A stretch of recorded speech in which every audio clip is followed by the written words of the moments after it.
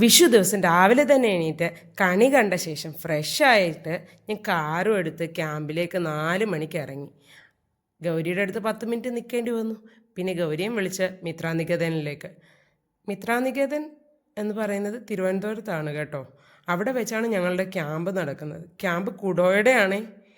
ഇവിടെ കണ്ടു കഴിഞ്ഞാൽ കാട് പോലെ തോന്നുക. ഇതിനകത്ത് പോസ്റ്റ് ഓഫീസുണ്ട്, സ്കൂളുണ്ട്, ഓഡിറ്റോറിയമുണ്ട്, ഗ്രൗണ്ടുണ്ട്, ഹോസ്റ്റലുണ്ട്.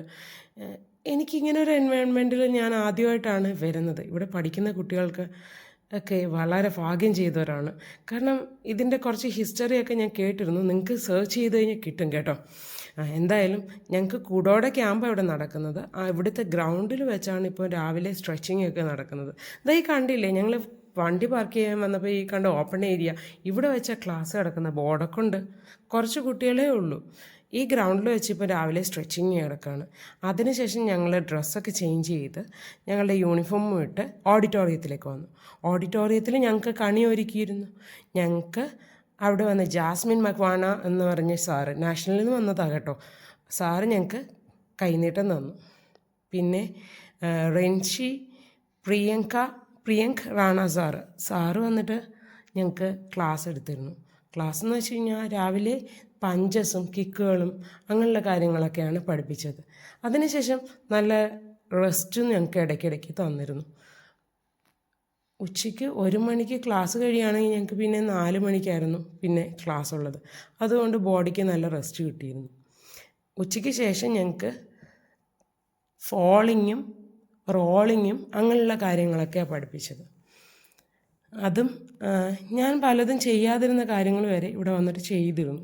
എനിക്കത് ഭയങ്കര സന്തോഷം തോന്നി. റാണ സാറിൻ്റെ ക്ലാസ് എനിക്ക് നല്ല ഇഷ്ടപ്പെടുകയും ചെയ്തു. സാറാണെങ്കിൽ നല്ല ഏജുണ്ട് എന്നൊക്കെ കുട്ടികൾ പറയുന്നുവെങ്കിലും ഒരു കീ കൊടുത്ത പാവയെ പോലാണ് സാറ് വർക്ക് ചെയ്തുകൊണ്ടിരിക്കുന്നത്. ഭയങ്കര കണ്ടില്ലേ എന്ത് രസമാണ് ചെയ്യുന്നതെന്ന്. എനിക്ക് എല്ലാ സാർ ടെക്നിക്കുകളും എടുത്തതും വീഡിയോസ് ഒന്നും കാണിക്കാൻ പറ്റത്തില്ല. കാരണം എന്ന് വെച്ച് കഴിഞ്ഞാൽ അതൊന്നും എടുക്കാൻ പറ്റിയില്ല.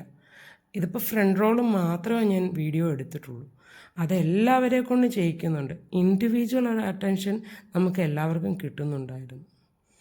പിന്നെ റെസ്റ്റ് ഇടയ്ക്കിടയ്ക്ക് ഇങ്ങനെ തരുന്നത് കൊണ്ട് എല്ലാവർക്കും ആക്റ്റീവായിട്ട് തന്നെ നിൽക്കാനും ഒക്കുന്നുണ്ടായിരുന്നു. ബോഡിയും മൈൻഡും ഒരേപോലെ തന്നെ ആക്റ്റീവായിട്ട് നിൽക്കുന്നുണ്ടായിരുന്നു. അതിനുശേഷം ഈവനിങ് കഴിഞ്ഞിട്ട്, അതായത് 6 മണിക്ക് ശേഷം ഞങ്ങൾക്ക് ക്യാമ്പ് ഫയർ ഉണ്ടായിരുന്നു. ഫുഡിൻ്റെ കാര്യമാകുമ്പോൾ ഞാൻ പറയാൻ വിട്ടു. ഫുഡ് വളരെ നല്ലതായിരുന്നു കേട്ടോ. ഒരു ക്യാമ്പിൽ കിട്ടുന്ന ഫുഡിനേക്കാളൊക്കെ വളരെ ബെറ്റർ ആയിട്ടുള്ള ഫുഡായിരുന്നു. പിന്നെ ക്യാമ്പ് ഫയറിൽ ഓരോരുത്തരുടെ ടാലൻറ്റ്സ്, പാട്ടും ഡാൻസും ഒക്കെ ഉണ്ടായിരുന്നു. ഇത് ലാസ്റ്റ് ഉള്ളതാണ് കേട്ടോ. എല്ലാവരും കൂടെ ഒരുമിച്ചുള്ള വീഡിയോ ഇത് ഡാൻസൊക്കെ ചെയ്യുന്നത്. കുഞ്ഞു കുട്ടികൾ കുറേ പേരുണ്ടായിരുന്നു. 50-ലധികം പേരുണ്ടായിരുന്നു ക്യാമ്പിൽ. ഒരു ഡിഫറെൻ്റ് എക്സ്പീരിയൻസ് ആയിരുന്നു എനിക്ക് ഈ ഒരു ക്യാമ്പ്. എൻ്റെ ആദ്യത്തെ ഒരു സ്റ്റേറ്റ് ലെവൽ ക്യാമ്പും കൂടാണിത്. ട്രെയിനിങ് ക്യാമ്പായിരുന്നു. അപ്പോൾ നാഷണലിൽ നിന്ന് ആൾ വന്ന് നമുക്ക് ഇതിൻ്റെ ടെക്നിക്കുകളും കാര്യങ്ങളും ഒക്കെ പറഞ്ഞു തരാണ്. രാത്രി എല്ലാവരുടെയും ഡാൻസും പാട്ടും ഒക്കെ കഴിഞ്ഞ ശേഷം ഞങ്ങൾ റൂമിൽ പോയി. ഇവിടുത്തെ ബോയ്സ് ഹോസ്റ്റൽ തന്നെ ആയിരുന്നു ഞങ്ങൾക്ക് എല്ലാവർക്കും അക്കോമഡേഷൻ തന്നിരുന്നത്. ബോയ്സ് ഹോസ്റ്റൽ എന്ന് പറഞ്ഞു കഴിഞ്ഞാൽ ഇവിടെ ഇപ്പോൾ ആളൊന്നും ഇല്ലായിരുന്നു. ഞങ്ങൾക്ക് ബെഡും ഉണ്ടായിരുന്നു, കട്ടിലുണ്ടായിരുന്നു, എല്ലാ ഫെസിലിറ്റീസും ഉണ്ടായിരുന്നു. പിന്നെ രാവിലെ ആയപ്പോഴത്തേക്ക് ഞങ്ങൾ ഗ്രൗണ്ടിലേക്ക് വന്നു. ഗ്രൗണ്ടിൽ ഞങ്ങൾക്ക് സ്ട്രെച്ചിങ് ഉണ്ടായിരുന്നു.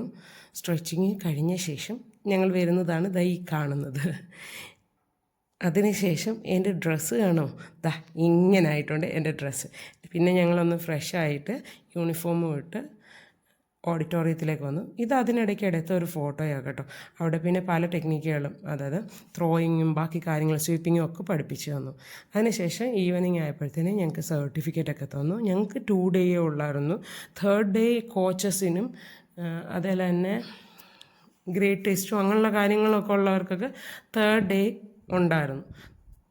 പിന്നെ വളരെ നല്ല ക്യാമ്പായിരുന്നു ഇത് കേട്ടോ. എന്നുവെച്ചാൽ കുറേ പുതിയ കാര്യങ്ങളും എനിക്കിവിടെ നിന്ന് ലഭിച്ചു.